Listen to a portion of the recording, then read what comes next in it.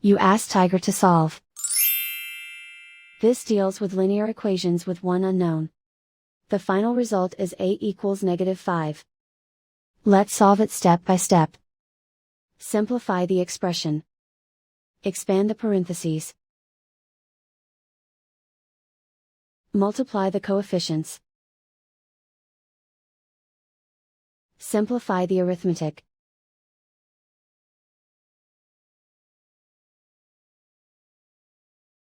Group all constants on the right side of the equation.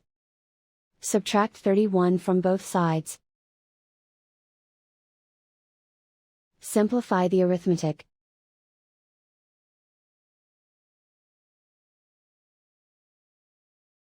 Isolate the a.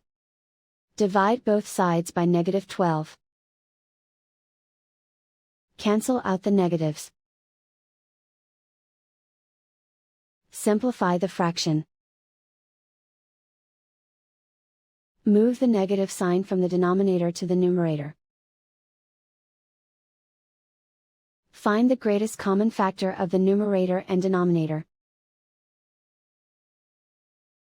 Factor out and cancel the greatest common factor.